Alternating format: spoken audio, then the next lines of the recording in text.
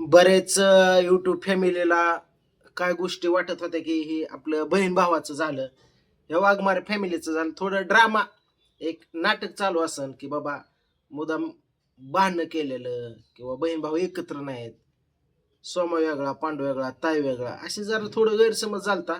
कदाचित मला वाटतं आज ते निघलं असन. कारण की भांडणं किती दिवस असते ते, 1 दिवस, 2 दिवस, महिना, 2 महिना, 6 महिना, आज वर्ष होऊन गेलं. पण कोणी कोणाचं त्यामध्ये व्हिडिओमध्ये नाव घेत नाही, म्हणून ह्याच्यावरून लक्षात घ्या.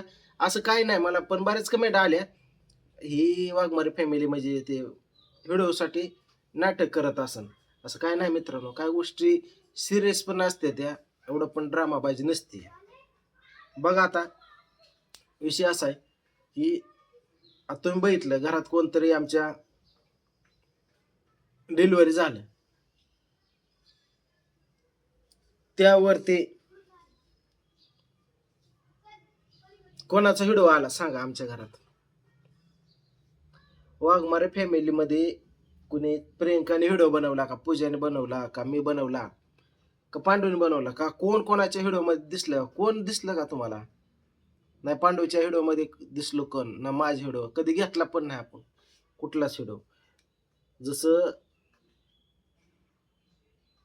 ज्याचं लगीन झालं, अक्षता पल्ला, तशी असं नाती तुटली. कशामुळं तुटली काय तुम्हाला तर काय गोष्टी माहीत असेल, पण तरी पण मी एखाद्या दिवशी तुम्हाला सारं सांगेन. एकदा कसं असतं माहिती आहे का मित्रांनो, हे काय गोष्टी समजून घेऊ शकतो, पण ही मन नाही समजून घेऊ शकत. किंवा इथं जी शब्द लागलेले आहेत, ती माणूस घाणे झालेलं, गाव झालेले, ते कधी भरून निघत नसतात बरं का. माणूस समजुतीसाठी इट्स ओके सॉरी म्हणल्यानंतर म्हणत असतंय ओके सॉरी जाऊ दे असं काय, पण हिथलं जात नसतं. ही कायमचं ध्यानात. जेव्हा हिथून जाईन तेव्हाच माणूस माणसात येत असते. नाहीतर कसं असतं, एकदा काळजाला हृदयाला लागलेलं ठोकं किंवा घाव किंवा काही शब्द किंवा खच्चीकरण त्यात झालेलं असतं, ते कधी भरून येत नाही. मरेपर्यंत एखादा आकुडं असते, ताटीव झोपलं तरी त्याचं ती हीच करणार. अशी काही माणसं असते ते.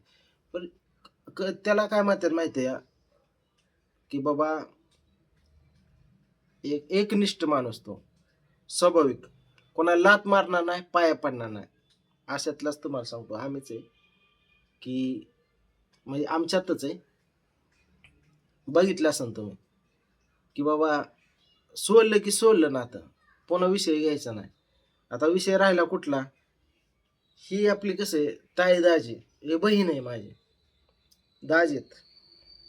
आता ह्यांच्यासाठी मला काय गोष्टी करायला लागतात. आता काय करायला लागतंय, आता कुठं ढवळे जेवण होतं तर तिथं जायलाच लागलं. कारण बहिणीसाठी बहिणीसाठी फॅमिली घेऊन गेलो, पण कोणच व्हिडिओमध्ये कोणाच्या दिसलं नाही. नुसतं हजेरी लावायची म्हणून लावायची. कोणासाठी? बऱ्याच जीवन जगत असताना बऱ्याच काही गोष्टी विसरायच्या असतात, पण त्या गोष्टी विसरत असताना कशासाठी विसरलो हे मात्र विसरायचं नसतं. बरोबर. बहिणीसाठी काय गोष्टी धराव्या लागतात. त्यांनी काय केलंय, हा, ज्याला यायचं ते येईन, ज्याला नाही हा राहिलं तर कोणीच कोणावर कोणाचं काय राहत नाही. शेवटी व्हायची ती डिलिव्हरी झाली, न्यायचं ते झालं, त्यांचं ते परपंच. काय नडलं का नाही, भले थोडं हाल झालं किंवा थोडं हे झालं, पण कसं तरी ते झालंच ना. कोणीच कोणावर ह्या जगामध्ये राहत नाही, सख्य असो परके असो. पण जे आदर असतं ते माणूस सुटल्याने हे पुन्हा येत नाही.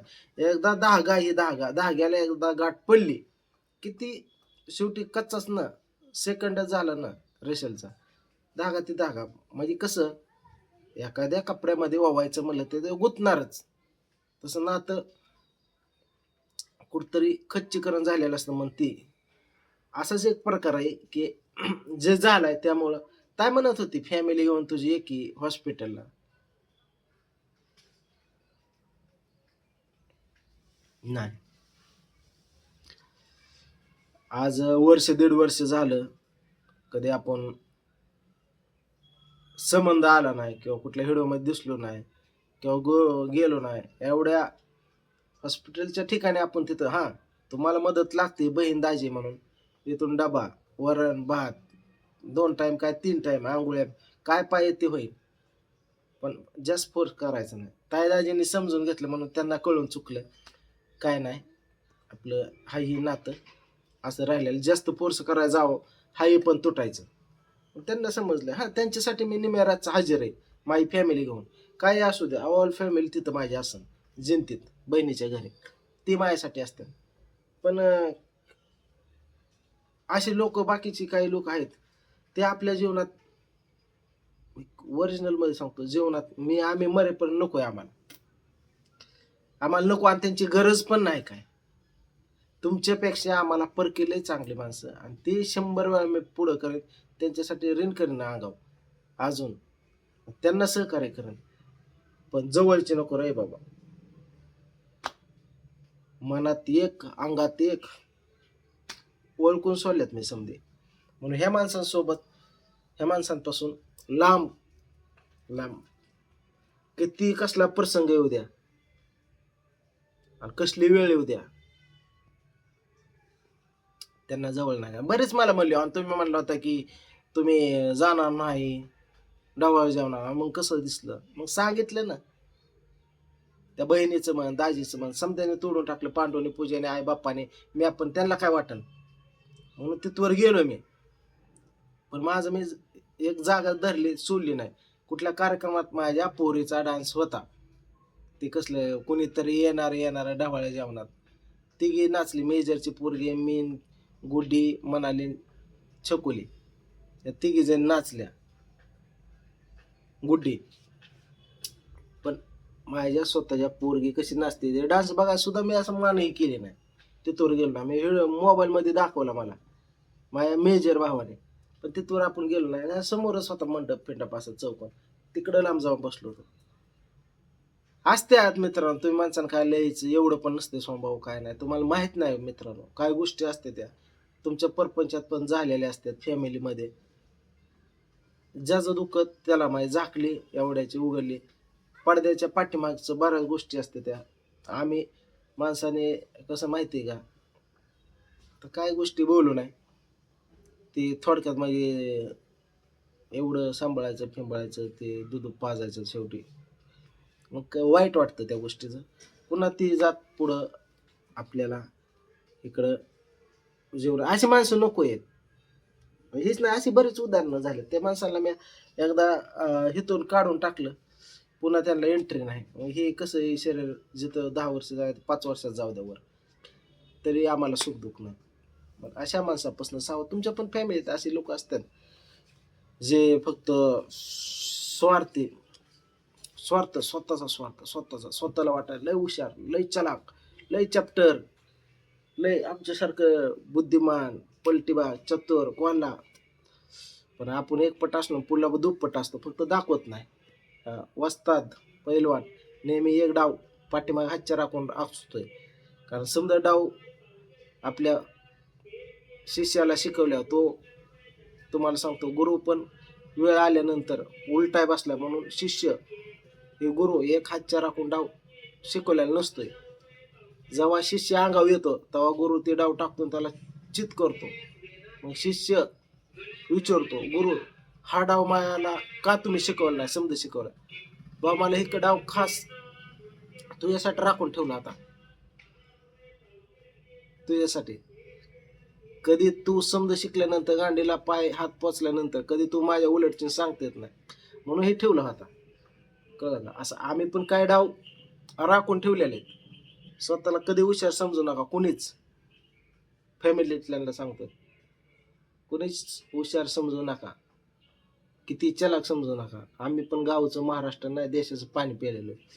रोज 100 माणसं होते, 300-400 कॉलेज, संघटना चाललेला माणूस आहे, पत्रकार केले, प्रेस केलेले, समजा टू झेड सांगायच्या गोष्टी नाही एवढ्या येत्या, समजा माहिती आहे.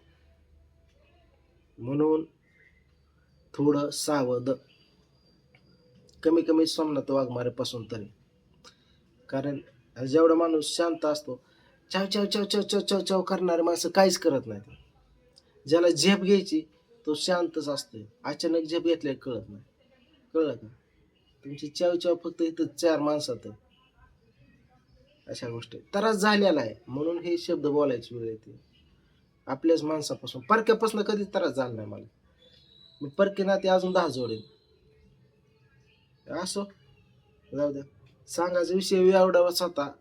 संदेश देऊ जातो की बाबा, बरेच जण म्हणले की बाबा हे नाटक आहे, ड्रामा आहे वगैरे, म्हणून त्यांना सांगण्यासाठी व्हिडिओ होता की बाबा आज 1.5 वर्ष झालं कोणाच्या व्हिडिओमध्ये नाही, एवढं घरात हॉस्पिटल झालं तिकडे गेले पण कधी कोणा दिसलं. अजून किती तुम्हाला ड्रामा वाटेल?